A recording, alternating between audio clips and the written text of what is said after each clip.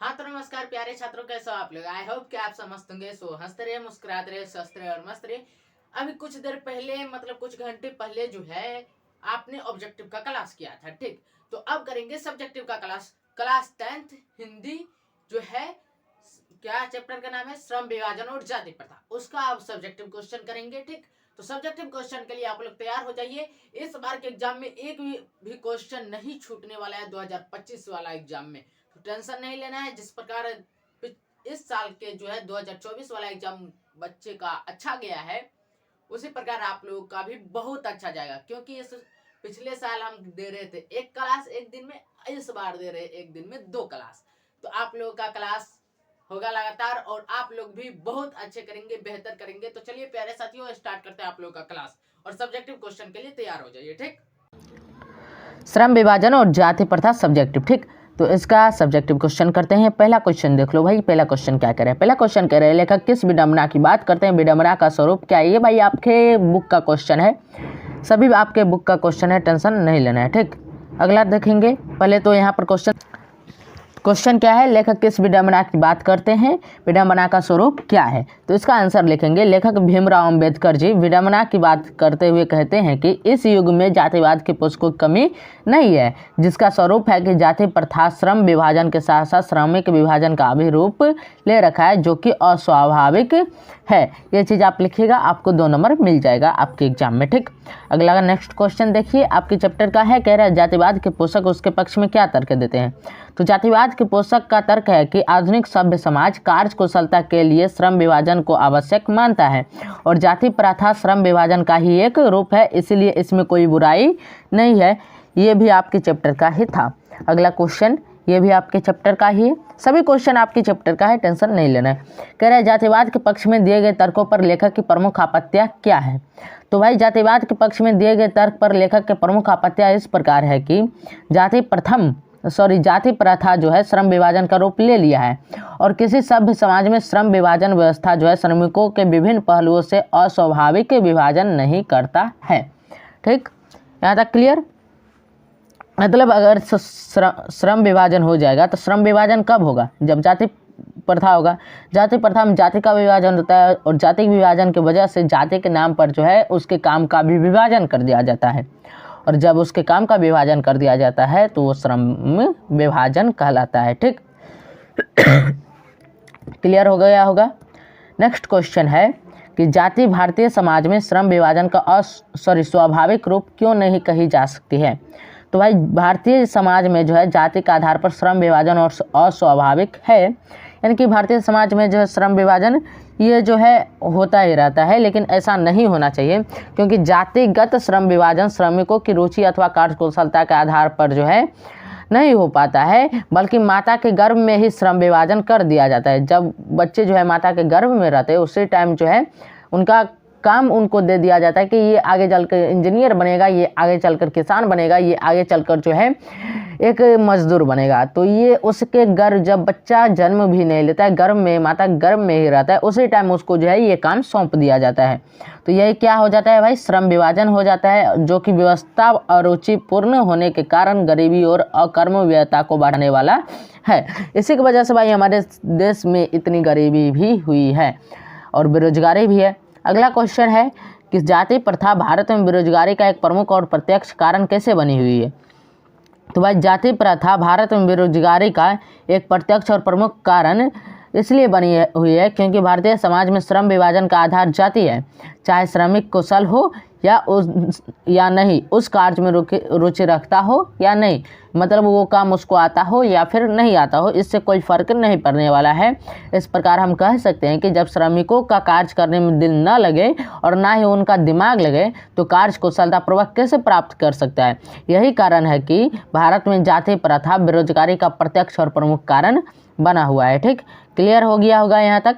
Next question बड़ा ही शानदार question है। हमें तो लगता है भाई 5-10 मिनट का क्लास होता है, उसी में आराम से लपेट में आ जाता है पूरा ऑब्जेक्टिव सब्जेक्टिव। कैसा इतना अच्छा क्लास भाई हम पहले नहीं कराते थे, बहुत अच्छा क्लास चल रहा है आजकल।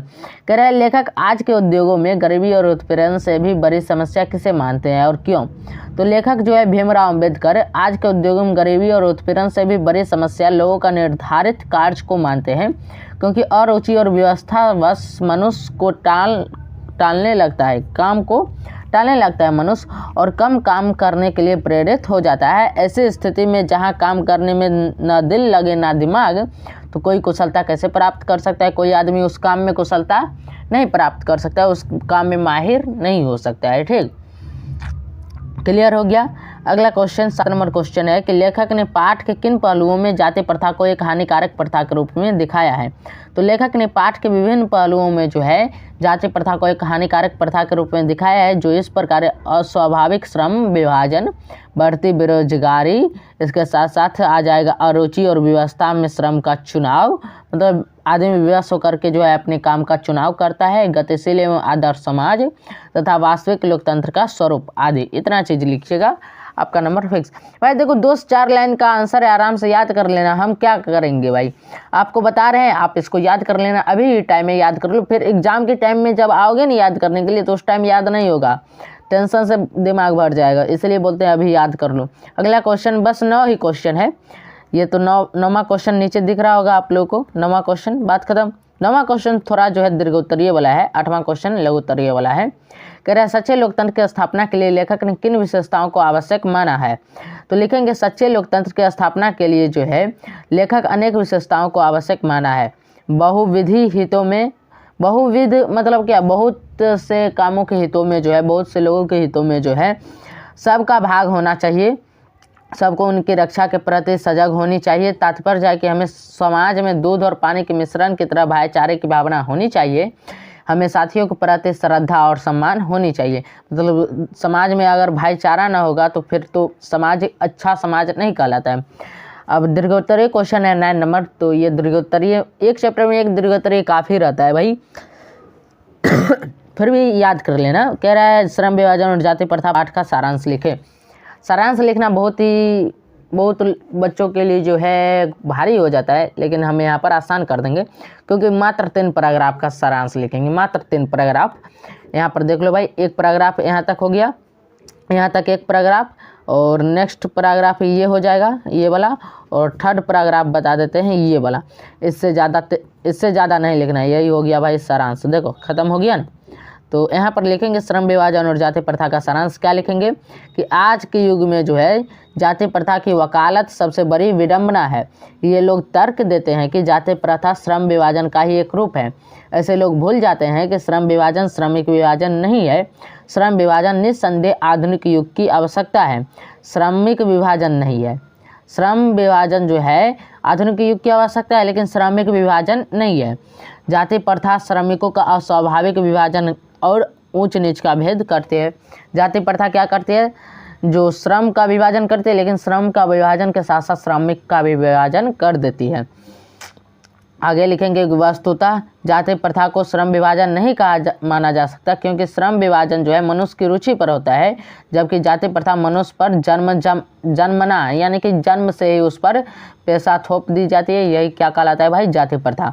मनुष्य की रुचि अरुचि इसमें कोई मायने नहीं रखती है। जब उसे बचपन से ही माँ के गर्भ में ही रहता है, उसी टाइम से उस पर पैसा थोप दिया जाता है, पैसा दाब दिया जाता है कि ये जन्म लेने के बाद यही काम करेगा, तो उसके रुचि और अरुचि मतलब उस काम में उसकी रुचि है या फिर नहीं है, इससे कोई मायने नहीं रखती है। ऐसी हालत में जो है व्यक्ति अपना काम टालू ढंग से करता है, मतलब काम टाल दिया, आलसी होकर के काम करता है, न कुशलता आती है, उसमें कुशल भी नहीं हो पाते, उस काम में माहिर भी नहीं हो पाते हैं, और न श्रेष्ठ उत्पादन होता है। चूँकि व्यवसाय में ऊंच नीच होता रहता है, अतः जरूरी है कि पेशा बदलने का विकल्प होना चाहिए। चूँकि जाति प्रथा में पैसा बदलने की गुंजाइश नहीं है। जाति प्रथा जब रहती है तो उसमें आप पैसा नहीं बदल सकते हैं, अपना काम अपने रुचि के आधार पर नहीं कर सकते हैं। ठीक, और नेक्स्ट लिखेंगे, लास्ट पैराग्राफ लिख देंगे कि इसलिए यह प्रथा गरीबी और उत्पीड़न तथा बेरोजगारी को जन्म देती है। भारत की गरीबी और बेरोजगारी का मूल क्या है, जाति प्रथा ही है। अतः स्पष्ट है कि हमारा समाज आदर्श समाज नहीं है। आदर्श समाज में बहुविध हितों में सबका भाग होता है। इसमें अबाध संपर्क से अनेक साधन और अवसर उपलब्ध होते हैं। लोग दूध पानी की तरह जो है हिल मिल कर रहते हैं।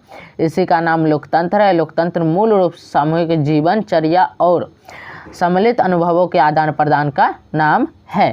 क्लियर हो गया होगा।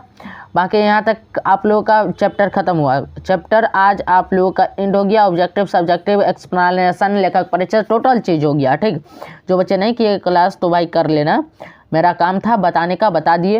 अब आ जाते हैं बोर्ड पे भाई, देखते हैं बोर्ड पर कुछ समझा देते हैं, कोई चीज़ अगर छूट रहा है तो वो बता देते हैं। ठीक, तो आ जाओ भाई बोर्ड पे। हाँ तो प्यारे साथियों, मुझे उम्मीद है कि आप लोग का ये सब्जेक्टिव क्वेश्चन का क्लास था ये काफी अच्छा लगा होगा आप लोगों को। और रही बात आप लोग के डिमांड की, तो आप लोग जैसा डिमांड करेंगे वैसा क्लास आएगा। ठीक, तो मुझे उम्मीद है आप लोग क्लियर समझ गए होंगे मेरी बात को। और ऑब्जेक्टिव का भी हो गया, सब्जेक्टिव का भी हो गया। नेक्स्ट क्लास 20 के दांत वाला चैप्टर आप लोग तैयार रहिएगा। उसका भी अब पहले लेखक परिचय, फिर उसका जो है कहानी। आप लोग ध्यान रखिएगा कि कल ही 20 का दांत खत्म होने वाला है, यानी कि कल जो चैप्टर होने वाले, कल क्या आज आप लोगों के लिए अगर मतलब डेट आप लोगों को बताए तो आज हो रहा है 26, तो 27 फरवरी को जो क्लास होने वाला है 20 का था, तो वो चैप्टर 27 फरवरी को एंड हो जाएगा। और 28 फरवरी को 20 का दांत का ऑब्जेक्टिव सब्जेक्टिव दोनों खत्म, यानी कि पूरे फरवरी खत्म होते होते आपका हिंदी का 2 चैप्टर ऑल सॉल्यूशन होकर के खत्म हो गया होगा। ठीक, और 1 मार्च से आप लोग का बैच स्टार्ट हो रहा है संघर्ष बैच, तो उसमें जुड़ना नहीं भूलिएगा। और वो संघर्ष बैच आपके इसी यूट्यूब चैनल पर होगा, टेंशन नहीं लेना है। प्यारे से तो मुझे उम्मीद है क्लियर आप लोग समझ गए होंगे। बाकी अभी तक आप लोग सब्सक्राइब नहीं किए हो चैनल को, सब्सक्राइब जरूर कर लेना, बेल आइकन को ऑल पे प्रेस कर लेना और एक छोटा सा प्यारा सा अच्छा सा कमेंट कर देना। ठीक, तो मिलता है नेक्स्ट क्लास में, तब तक के लिए जय हिंद जय भारत।